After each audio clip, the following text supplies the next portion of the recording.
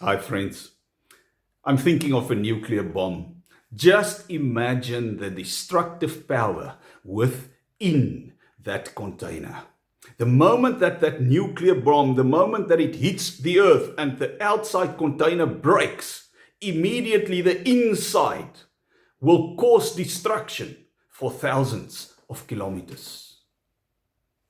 But I do not want us to concentrate on the negative because it's easy to break, but it's not so easy to build. And when Jesus and his disciples were together there in John 12, the next moment Mary Magdalene came in, and in her hands was a container with the most expensive oil, not oil. It took her 1 year's wages, 1 year's salary to be able to afford that nard oil. And she came to Jesus and just anointed his feet with that oil. And the fragrance filled the room. Usually you will maybe pour out a drop at a time because you know how expensive it is. But she came and she broke that jar. And it was representative of her own broken condition. And Jesus said, but this is also prophetic. It's prophetic about my burial and my resurrection that will follow. Because at that stage, Jesus was, remember, he was God, the Holy Spirit God, inside a fleshly human body. And we called his external body, we called him Jesus. But the Spirit of the living God was within him. Remember, after we fell in sin, the Holy Spirit, Jesus specifically, or God specifically said, I will not strive with man forever. My spirit will not strive with man. And if you look at the whole Old Testament, the Spirit of God was kind of like absent. There were specific occasions where people, after doing the necessary sacrifices and the rituals and so on, and where the anointed people of God could experience the Holy Spirit and see some fragments of God, what God is intending for man.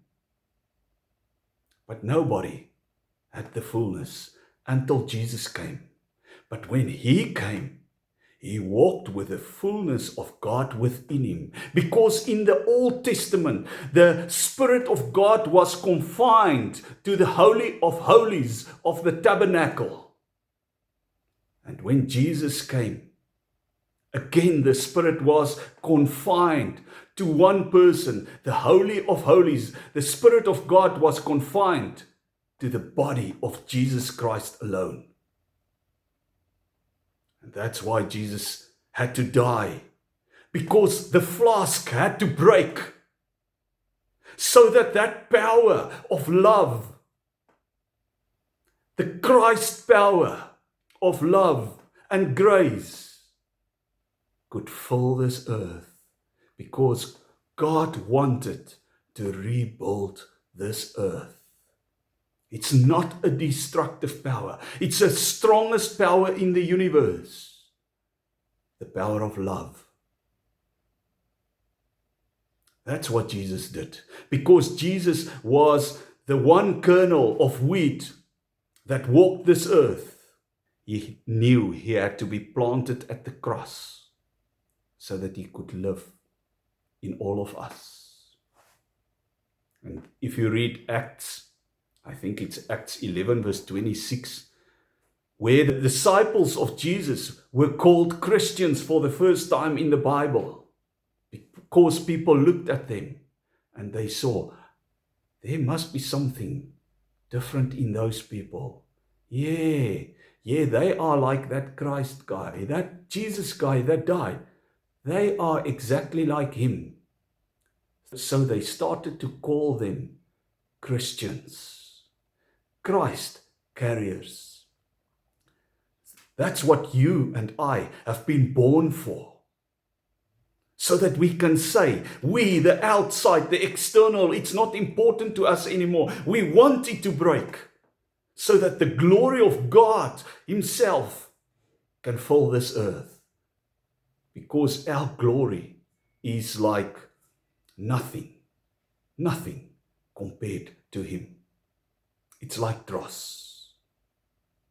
We want the whole earth to see Jesus. That's why we can say we no longer live. But the life that we now live, we live it depending on the Christ within us. I bless you in His wonderful name.